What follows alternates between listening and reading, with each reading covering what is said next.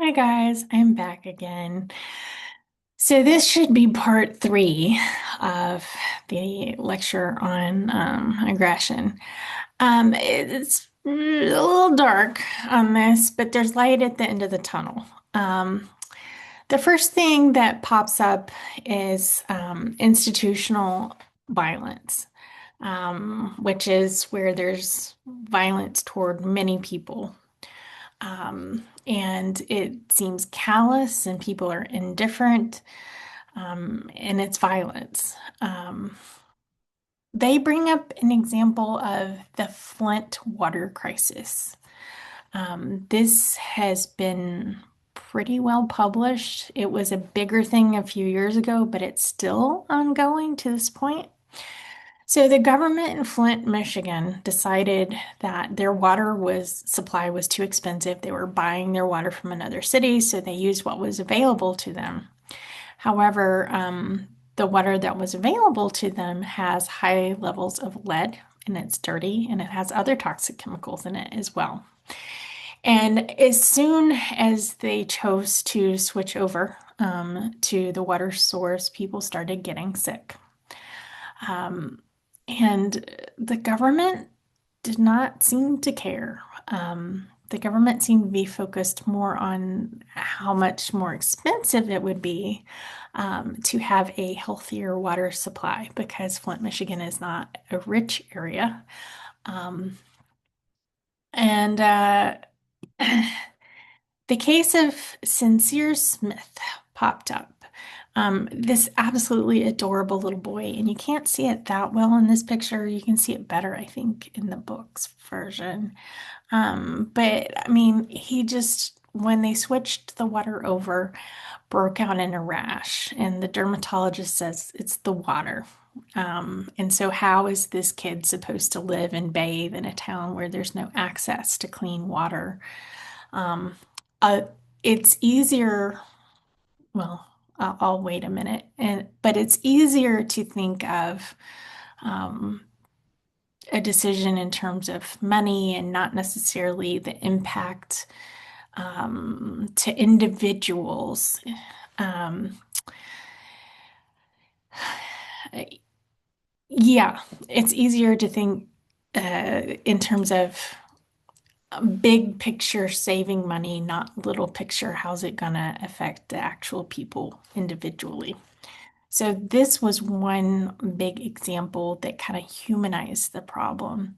News channels started picking up on it. There was nationwide coverage and outrage, and people were sending water to Flint. They still get clean drinking water, as far as I know, that's bottled. Um, so anyhow, they start talking about moral reasoning and how something like this can happen to a community.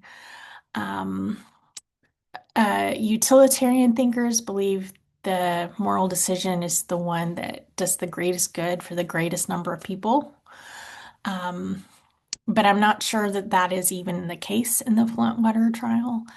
Yes, everyone had water and it was less expensive, so it was affordable, and fewer people had their water turned off. However, many people had problems with that. Deontological thinkers believe more in absolute moral truths, and they would not theoretically stand for having harm come to people as a result of the water supply. The people who made that decision um, to switch water supplies and not go back probably dehumanized the people of Flint.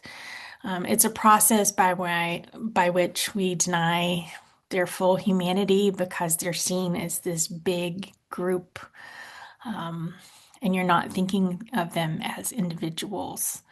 It's a core component of prejudice if you see everyone as a big group and not individuals.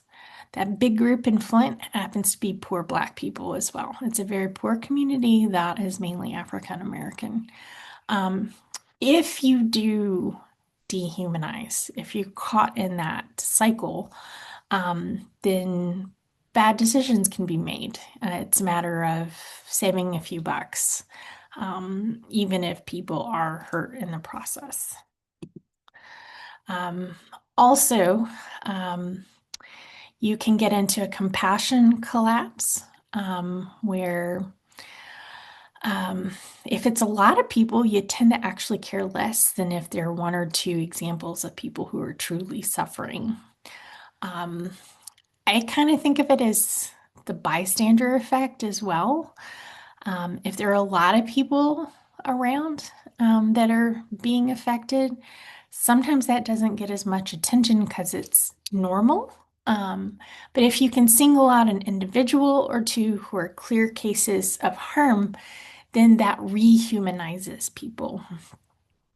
So when the picture of that adorable little boy came out who was having so many problems with his skin just taking a bath, um, more media attention was put on it. There were other things as well. I mean, the sheer reports of people getting ill and having lead poisoning and stuff started to get attention, but it was the individuals and people going in and paying attention to this person has been sick and this person has been sick, not that this whole community has bad drinking water.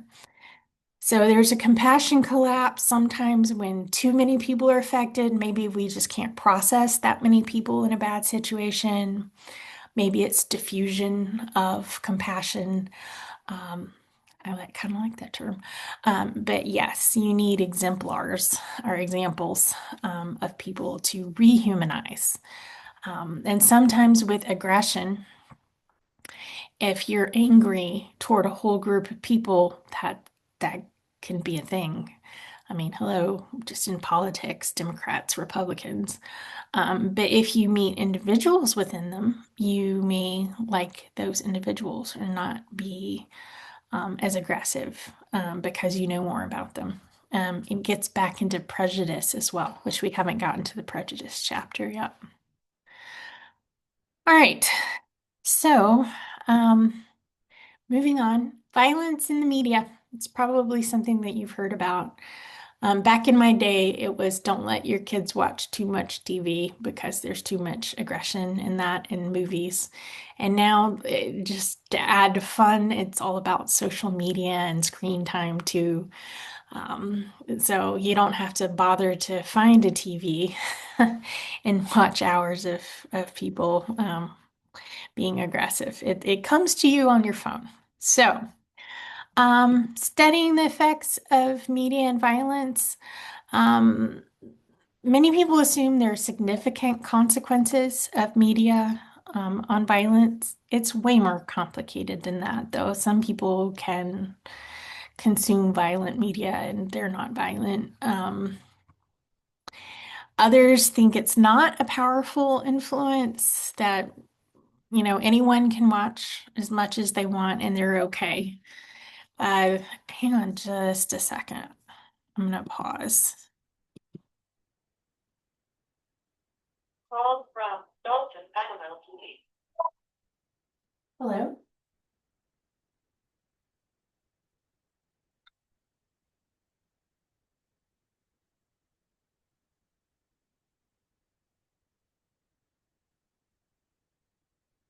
Is it still filming? Okay, it never paused. You got to see me answer the phone. Not gonna stop and restart the video just for that. Sorry. But yes, that was a spam call. Okay. Mom's landline gets a lot of those. Other people think it's not really a big deal that your kids, or even as adults, all the media you can consume is not going to affect you personally. Um, it does actually affect you, but not necessarily. It's not one extreme or the other. Like I say, it's somewhere in the middle. So, used to be that there were only correlational studies showing that the more violence people saw in the media, the more aggressive they tended to be. And that's correlation, not causation. Over the years, they've been trying to um, do more experiments to prove a cause and effect relationship and how much does it take, what kind of violence in the media is important, is some safer than others, and all that kind of stuff.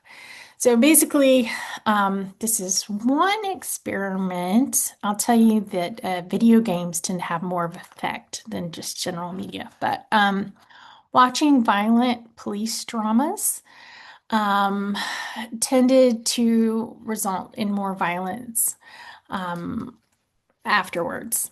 So any sort of police law and order show where they are actually like shooting people and beating people and stuff like that, people tend to be more violent in the minutes, hours afterwards than if they had watched non-violent sports. I'm just going to say it was tennis. I don't know for sure, but they had a non-violent sport video for half to watch and half watched one of those super violent police dramas. Okay. Violent video games. Um, they had people not watch, play violent video games, or they played like nice video games. What was that? Animal Crossing, I think, was one of the control video games where it's just like, hi, I'm meeting you on your island. Let's see if you have potatoes. Versus, like Grand Theft Auto. Um, and they found that games that directly reward that violence, it's a good thing. You've tended to have people show more hostility, aggressive thoughts, and actual aggressive acts after playing them for a while. And the first person shooter games are the worst. So if you are going into a town and raiding it and killing all the people and you get rewarded for that in terms of winning the game, those tend to have the highest uptick in terms of violence. Um, some people think it's cathartic, get your violence out, but we'll find out in a minute catharsis is not all it cracked up to be. It's cracked up to be. Um, the question also becomes chicken and an egg here. It's like, do people play these games because they're more violent and they want to shoot people or steal cars and all that kind of stuff, or are they being taught that? Don't know to a certain extent, but it does make it worse if you play more and more intense first person shooter games. Some of the reasons why aggression is so bad when it's in the media, especially video games. It numbs people to violent and unpleasant events. We used to be able to argue that it's not realistic enough to make a difference in the real world, but now they're pretty darn realistic. So you get used to seeing violence, and shooting someone doesn't seem like such a big deal anymore. It can increase the indifference to real victims of violence if you're seeing it all the time on TV, streaming, whatever kind of media you're consuming. Um, and it can lead to dehumanization of the enemy, whoever the enemy is, especially in, talking about video games, but whoever your enemy is in real life, you can see them as the bad guys. And there could be some carryover in terms of being violent toward the bad guys in real life. I'm not saying that video games are evil. I'm saying that first person realistic shooter games are not good, especially if you play them a lot. And younger is worse. If you get started at them at younger ages, it is worse in terms of outcomes. So, some longitudinal studies that follow kids over their lifespan, people who watch more TV violence, and this is, going back to slightly older school research, tend to be more aggressive in adolescence and adulthood. They get into more trouble and more likely to be arrested, that kind of thing. Um, yep. Violence in school or aggression in school. There is a problem of determining cause and effect. They bring it up here. It could be that there's a third variable involved. So maybe it's like parental supervision. And the parents aren't teaching kids in terms of what is and isn't appropriate. Um, and telling them that that's a video game, it's not real life, and then teaching them empathy toward people in real life, sort of thing. Um,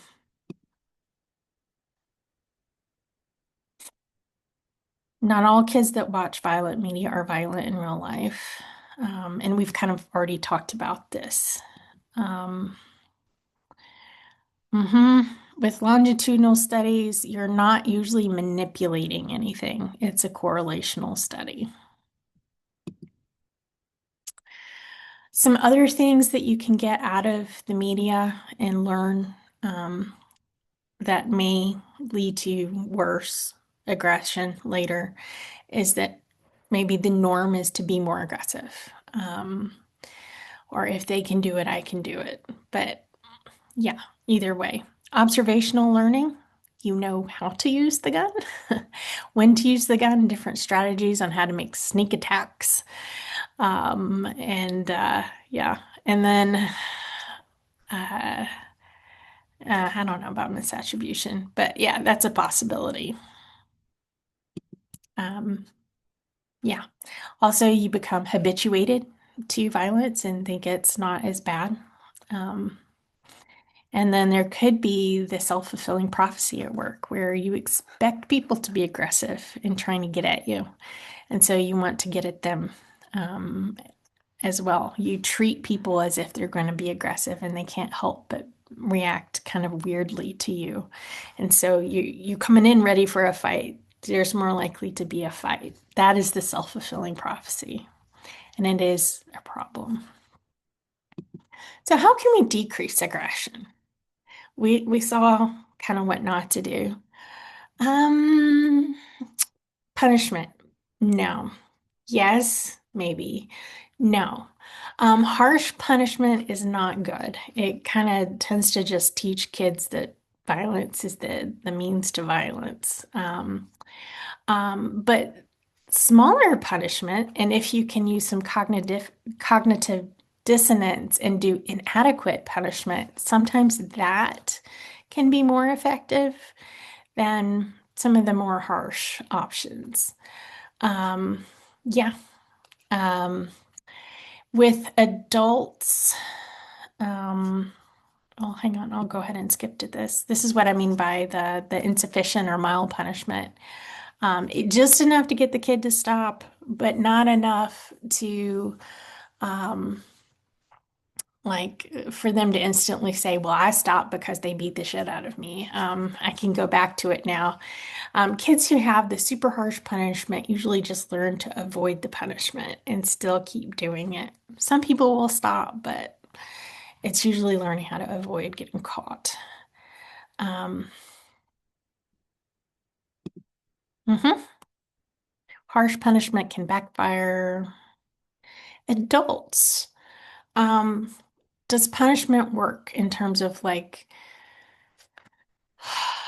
putting people in jail for long times, the death penalty? I don't know. Other countries do other things like beating people, or just giving fines for things. Most forms of punishment that we think of for everyday things, like getting a speeding ticket, for example, is not super helpful in terms of reducing that bad behavior because the chances of you being caught are low and it's not that bad. It's expensive, but it's not as expensive as it could be. If you go to Europe and you get caught for speeding, it's thousands of dollars, whereas here it's a couple $100 and a ding on your driving record.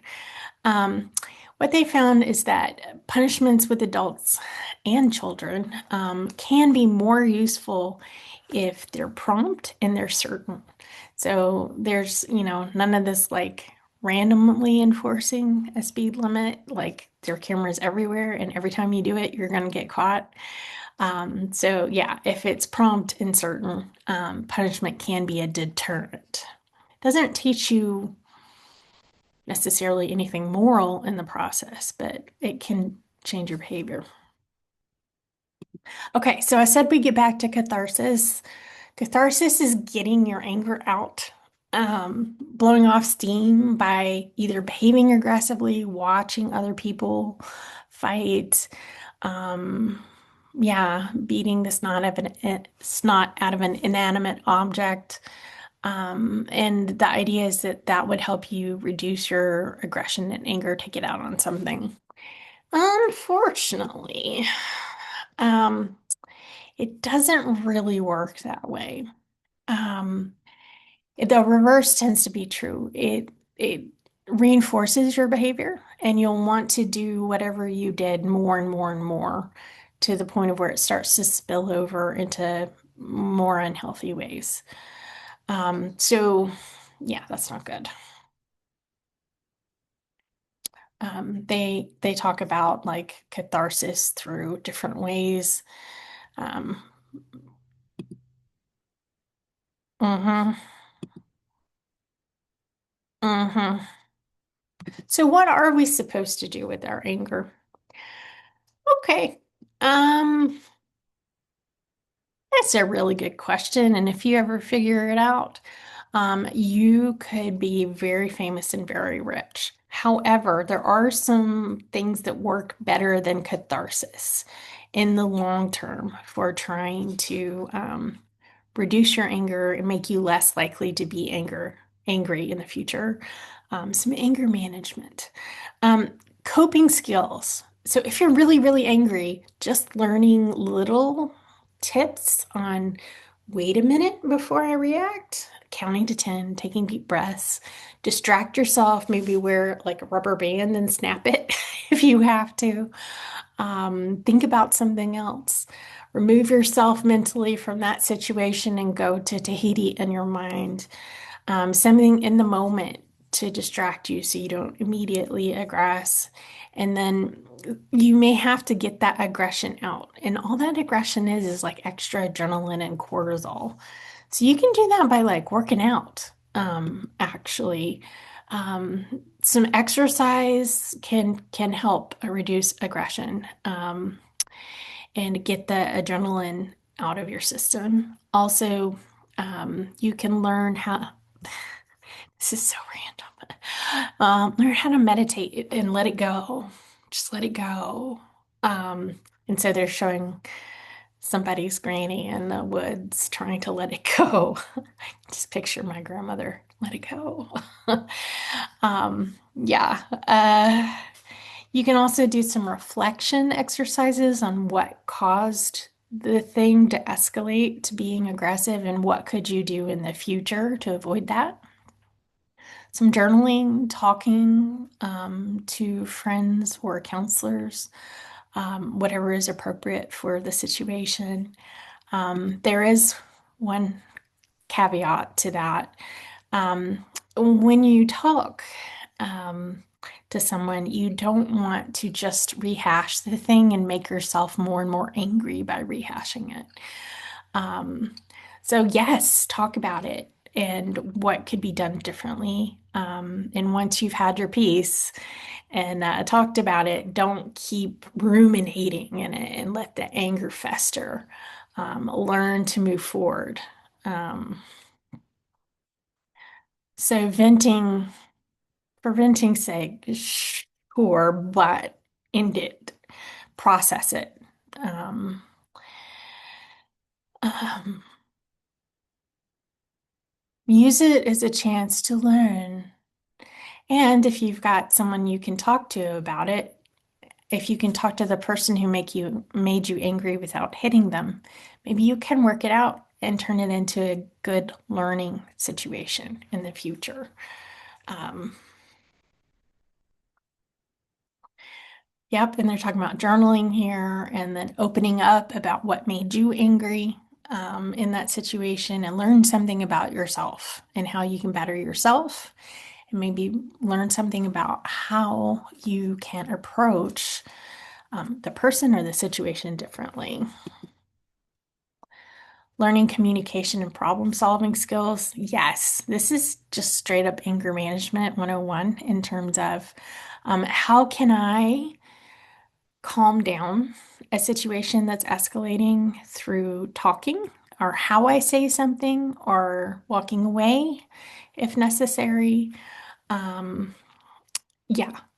So learning how to express yourself without getting overheated, learning how to hear someone expressing themselves without getting overheated, and formal training if you need it.